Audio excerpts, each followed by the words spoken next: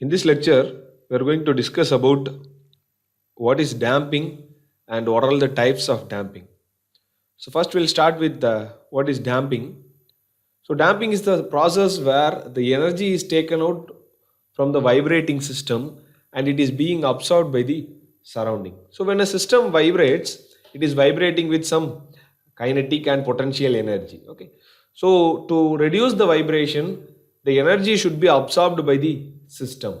So maybe if you introduce a damper, maybe a shock absorber in the vibrating system, then what the shock absorber will do is it will absorb the energy and it will convert it into a heat energy. Okay, so the energy is dissipated in the form of heat energy. So that is how we can control the vibration. That is how we can reduce the amplitude of the vibration.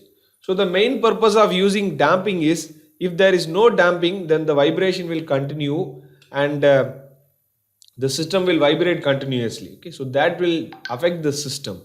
So to control this vibration, we have to use some dampers, and in universe, the air is a perfect damper. Okay, so no system is an undamped system. Air is a perfect damper.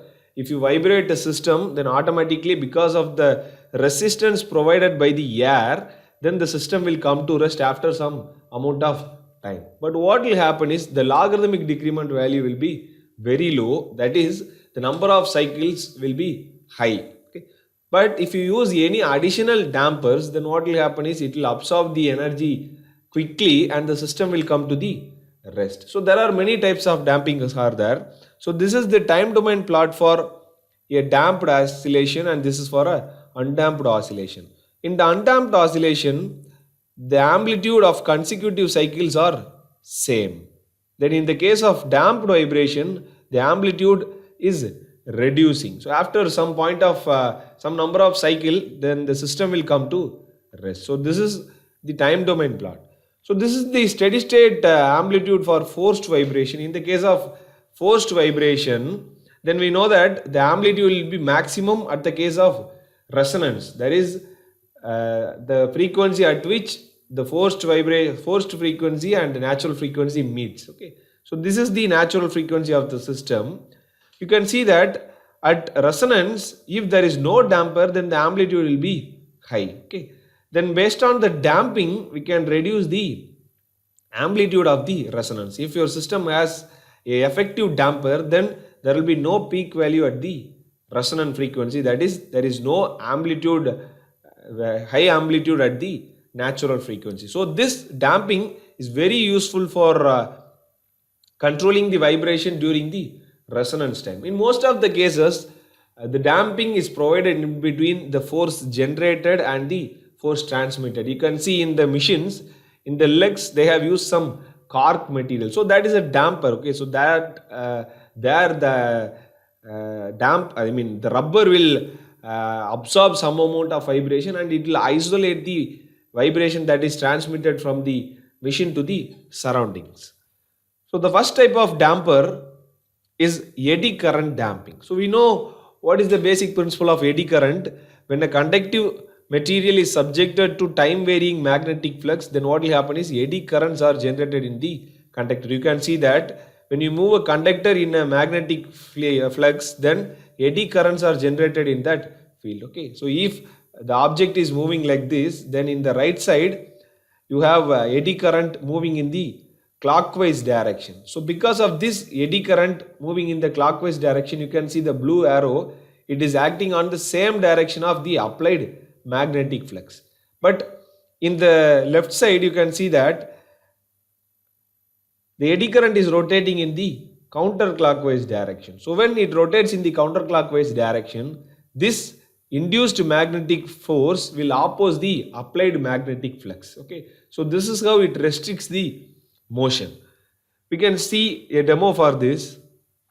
Okay, so you just considered a magnetic pole and a pendulum. Okay, so when it enters from here, so it rotates like this. So when it enters here, so during this at this location, the eddy current is generated in the counterclockwise direction because there is no current in the left side. Okay, so it is rotating in the eddy current is rotating in the counterclockwise direction. Okay, so when it rotates in the counterclockwise direction, then a force is acting on the opposite direction. So a force F is acting like this. So this will slow down the motion. Then at this state, the clockwise direction and the counterclockwise direction, part of the plate is subjected to clockwise direction and the remaining part is subjected to counterclockwise direction. So the forces will be nullified. So when the body reaches the right side, what will happen is, here there is no flux in the right side. So what will happen is, it will start to rotate in the clockwise direction. So when it rotates in the clockwise direction, a force F is applied in this direction.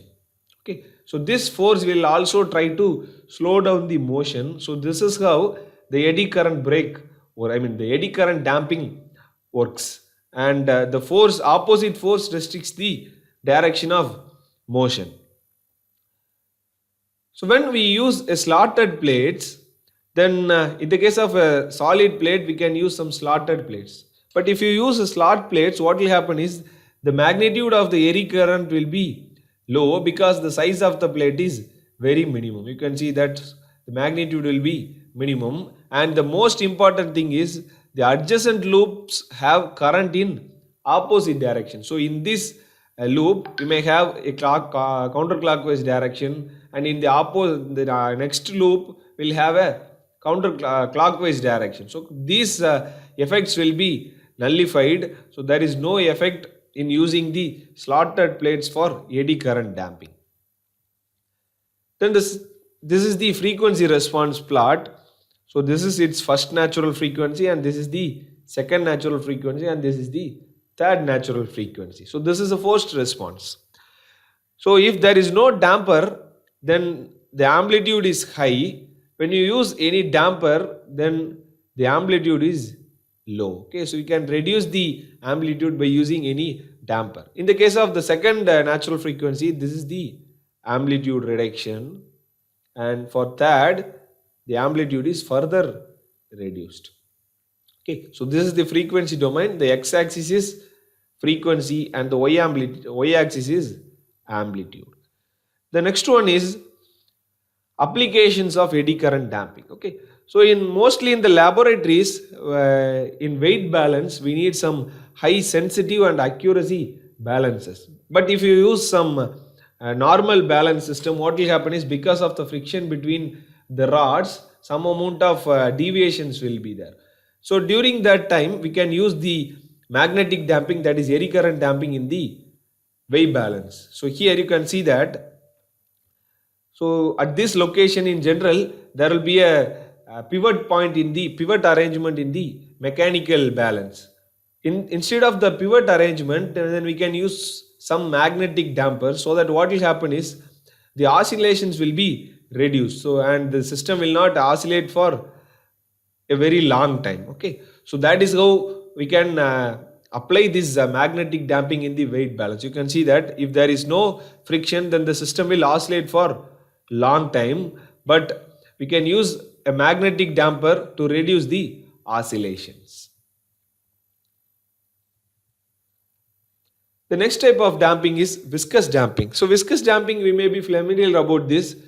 So this is because of the energy loss because of the lubrication. So when a plate is moving in a viscous medium, then some amount of the energy is converted into heat because of the lubrication between the plate and the fluid. So that is called as viscous damping. So in some case of viscous damping, the fluid is allowed to pass through a small opening. Okay, so in the shock absorber, the fluid is allowed to pass through a small opening. So by adjusting the diameter of the opening, we can control the damping force. Okay, so the damping force is directly proportional to the relative velocity between the two ends of the damping force. So you can see that this is the plate that is moving, and the damping force depends on the velocity between these two ends. Okay, so when we use a viscous damper, then you have to use a symbol C in the spring Mersenne damper system. So we'll see a simple example. So this is the shock absorber used in the bike. So this is the piston and this is the piston rod. So this is the cylinder. Okay, you can see the lubricant oil on, I mean oil on, hydraulic oil on the both the sides, and here a small opening is there. So when the piston moves in this direction, then the oil on the right side is forced to move through the flow through the small opening. So the oil will flow like this and it will come into the opposite direction. So when it rotates, I mean when the piston is moving towards left, what will happen is the oil is forced to flow through this small opening and it goes to the opposite side. Okay, so by adjusting the size of the tube, then we can adjust the damping force. Okay, fine. So this is a shock absorber. Here the viscous damping is used. There are three cases of viscous damping are there. We know that one is underdamped system. The most of the systems are underdamped system. Then critical damped system. Critical damped system means the system will come to rest within at exactly one cycle. Then an underdamped system, I mean overdamped system is vibrating with some extra amount of time comparing with the critical damped system. But most of the damping are the underdamped systems. The next one is Coulomb damping. Okay, so because of the friction between and mass and a steady flow, some amount of energy is absorbed. Okay, so you can see that because when relative motion take place between adjacent members, some amount of energy is absorbed. So because of that energy transaction, the mass will lose some amount of energy and it will come to rest quickly. Okay, so that is called as Coulomb damping. Okay, we know that when a mass is sliding over a surface, if the surface is rough, then a normal reaction force and a frictional force, that is mu into Rn, will be acting in the opposite direction. So this mu into Rn will try to stop the motion, and that is called as Coulomb damping. In Coulomb damping, for one complete cycle, the amplitude is reduced by 4 mu n divided by k. Okay, so 4 mu n divided by k. And for half cycle, the amplitude is reduced to 2 mu n divided by k. So remember that for one complete cycle, the system amplitude is reduced by 4 mu n by k. Okay, so here x naught is the initial amplitude, mu is the coefficient of friction between the two sliding parts, and n is the normal reaction, and k is the spring constant. Okay, so you may have problems on Coulomb damping. We'll discuss that later, but this formula is very important for calculating the amplitude reduction. Then last one is structural damping. So because of the intermolecular friction, some amount of energy is absorbed. Okay, so if you consider a object and if you load it, then it will go like this. So when you unload it, what will happen is it will form a hysteresis loop. You can clearly see this image. Yeah. So when you apply a force on a rod, then you just apply the tension. This is the graph between strain and stress. So it goes like this. So when it reaches the point, if you start to unload, then that will not move in the same direction. It will move with some energy reduction. Okay, so this region is considered as the energy loss. So the area between ABCDA is considered as the energy loss, and because of this energy loss, some amount of vibration is reduced. Okay, so this is completely because of intermolecular friction. Okay, then the design consideration in material selection. So what are all the properties of damper we should consider when we select a material for any damping? The first one is the condition of material. In virgin state, two properties are important. One is the chemical composition and the second one is molecular arrangement. Then during and after exposure to pre-treatment test or service condition also, we have to look into the chemical composition and the molecular arrangement. So this is the first condition. The second one is state of internal stress. Okay, so during the machining operation, because of some surface finishing operation, some internal stresses are developed on the surface. Okay. So when you use any damping material for damping, then there is no internal stress on the surface. We have to release the internal stresses by using any heat treatment process. Then the next one is changes caused by stress and temperature. So because of heat, some internal stress is developed. So that stress should be also released from the material before using the material as for damping. Because if there is some stress in the material, then the material will not absorb the energy. The third one is stress imposed by test or service condition. Okay. So before using a material for any application, we used to conduct many tests, experiments. So during that experiment, some amount of stresses are induced on the material. For example, the type of stresses, the tension, compression, bending, shear, and torsion is induced in the material.